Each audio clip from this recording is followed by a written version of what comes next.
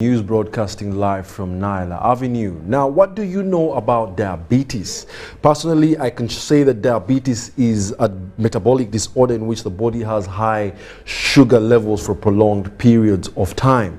Now, once again in studio, I'm glad to host Professor Lawrence Mugisha, the president of the Lions Club of Kampala Central. Welcome, Mr. Lawrence Mugisha. Yeah, thank you so much. I'm glad to be here once again. So from the last time I hosted you, we were talking about blindness, but now this time the Lions Club is bringing to us awareness about diabetes, information about diabetes for a safer tomorrow. So enlighten us about this initiative. What is it and what is spearheading this drive? Yes, thank you so much. Once again, our dear viewers, we are glad to be here once again. I'm talking mostly about these non-communicable diseases. Diabetes is one of the non-communicable diseases that is on a rise globally, affecting a lot of many people. For example, right now, about 415 million people have diabetes globally, and 1 in 2 adults don't know their status. Whether they are diabetic or not, but most of them are diabetic and they are not aware. Every 6 seconds a person dies from diabetes. And for Uganda, about more than 500 people have diabetes, but most importantly in Uganda, more than 50% don't know their status. And that is a very, very, very big concern. Is diabetes also a genetic disease one way or another? Yes, diabetic, depending on the type of genetics, yes, the genetic background of your family can predispose you, can be a risk to you for having diabetes, because we have about 4 different types of diabetes. We have what we call type 1 diabetes, we have type 2 diabetes, we have pre-diabetic condition, and we have what we call gestational diabetes, which affects pregnant women. So especially when we talk about type 2 diabetes, that is when your pancreas fails to manufacture enough insulin, which is responsible for breaking down the sugars in your body. But when we talk about type 2 diabetes, it is related to what we take into our bodies, and leads to high blood sugars in our bodies, and then predisposes us to diabetes. Okay. Yes. So why is the Lions Club of Kampala Central this time prioritizing diabetes? Lions Club is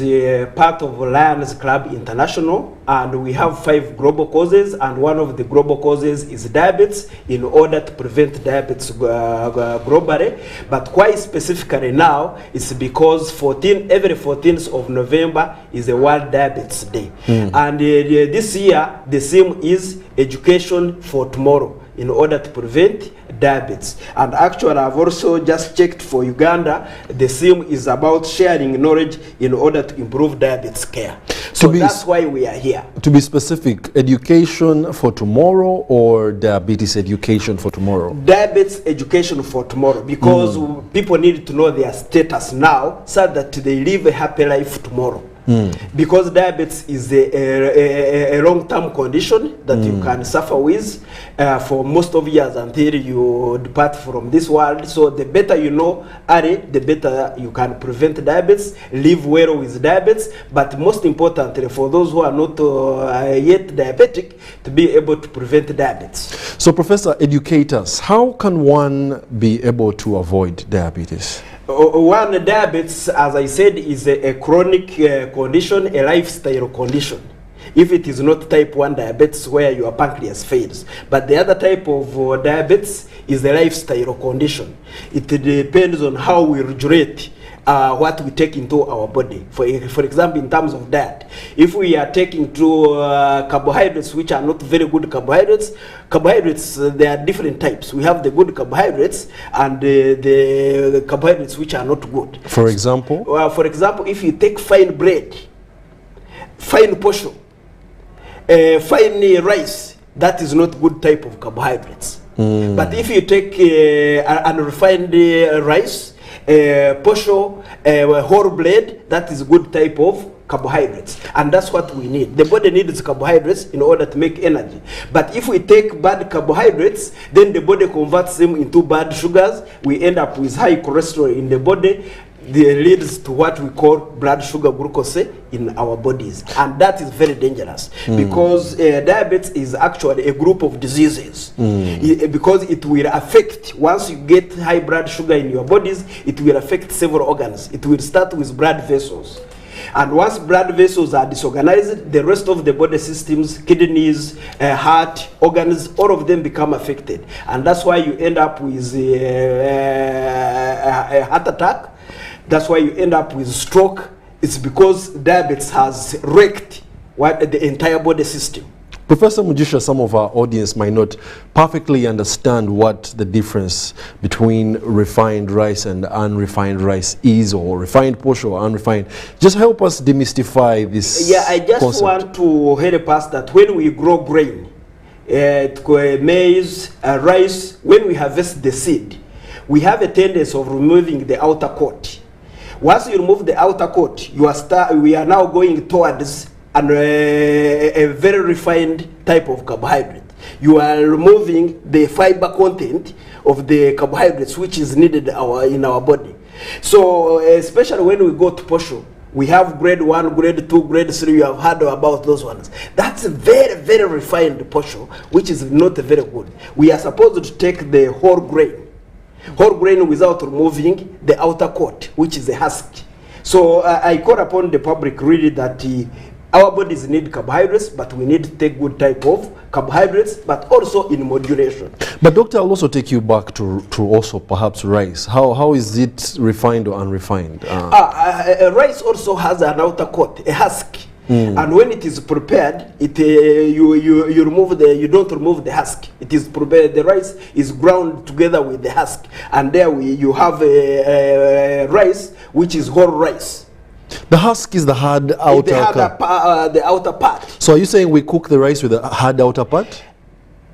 There is a way the companies process it so that it doesn't become that outer husk is not becomes edible part of the rice. So we buy what we call whole grain rice, and in some companies they have gone further to say brown rice.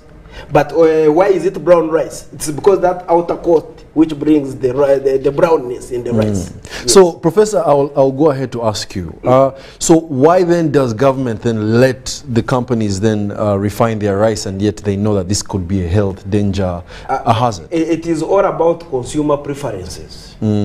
Yes, and that's why we are bringing about education, because we feel and we think that if I take maize, whole grain maize, which we have not removed the outer coat, that is a very bad type of what? Of posho. It looks brown, it looks rough. For us, we want a white one, which is very white and smooth. And that is about consumer preferences, not knowing the implications. So that's why we are bringing about this education, about awareness, because that is one of the major components that can reduce the risks to diabetes, followed by lifestyle. Lifestyle, I'm talking about exercises. To do some regular physical exercises, and when I say exercises, doesn't mean that you go to the gym. Just even simple walks for 30 minutes. When you step out of the car taking a walk, not all the time go in the car, go to the office, you are seated. That is what we call sedentary lifestyle. It predisposes you to diabetes, because in the process you become very fat. You become obese. And obese is one of the biggest risk factors for diabetes. What about sugar and soda consumption? Now, when our bodies, as I said, they need sugar. But the body system, it sort of has the mechanism of regulating sugars. But if you expose them to too much sugar, then the body does not have enough time to be able to process that sugar. So you end up with unprocessed sugars that remain in your blood system, and that is not good. That's why we are supposed to regulate how much we take. It doesn't mean that we stop taking. No, regulate how much sugars you take into your body. If my biology is still good, then I would assume that if you still have those excess sugars, perhaps those excess sugars can be taken away with exercise? Yeah, with exercises, regular exercises, having active, your body is being active all the time, then you are helping your body to take out those sugars. Okay. Yes. So enlighten us about how, what is the rate of carbohydrate, of diabetes, what is the prevalence rate in Uganda, and what are the statistics? The biggest problem we have in Uganda is lack of data, because most people, as I've said, they don't know their status. They even don't go for a regular screening. So the information we have is underestimated, because I've said about 500,000 people have diabetes. But that is an underestimate, and the majority of the people don't know. And I've said one of the risk factors for diabetes is age, and in most countries it is 45 years and above. But in Uganda, the mean age is 35 years. So we have got people within the middle age that have diabetes, but they don't know. And that's why we are calling upon the public, especially during this part of the World Diabetes Day, that let's all of us take interest in knowing what we need to do, to know about diabetes and what we can do. And the most important thing is to go for the regular health checks. The good news, checks for diabetes are very cheap. Yeah, this is a simple prick on your finger with the glucometer. You are able to tell your sugar levels, and then you monitor. Together with the exercises, you keep monitoring, and whenever you are in a very good rate, then you are good to go. Another risk factor is high blood pressure. So when you are checking for diabetes, also check your your blood pressure. Those two things are very, very critical to monitoring diabetes. Well, thank you very much, Professor Lawrence Mugisha, for enlightening us about diabetes. Diabetes are metabolic disorder which the body has high sugar levels for long periods of time. Please do care to get yourself tested. Get a sugar test. It doesn't really cost much, between 6,000 to 10,000 shillings, and you should be able to know your life condition. Otherwise, let's take a short commercial break and be back with more lunchtime news.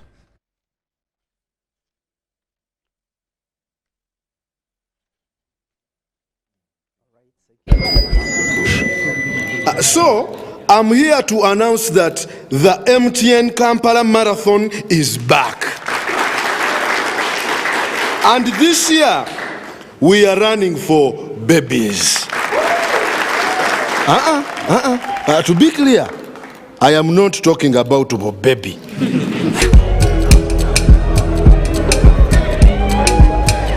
No. And neither am I talking about to be baby.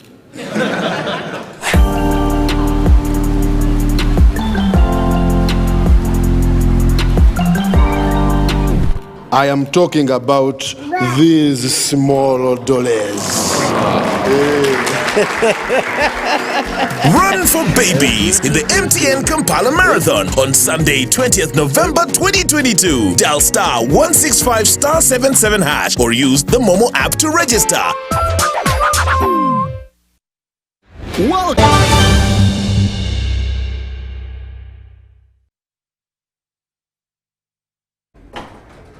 Welcome back to the weekly roundup edition of the Lunchtime News. Now, an Italian agricultural machinery manufacturer federation specialized in production of heavy agricultural equipment has hinted at plans of establishing an outlet in Uganda. The president of the Federaunacoma, Alessandro Malovotti, says that the investment is to ease farmer accessibility to genuine agricultural machinery. This was at the opening of the 45th EIMA International Exhibition in Bologna, Italy, with exhibitors of agricultural machinery from across the globe.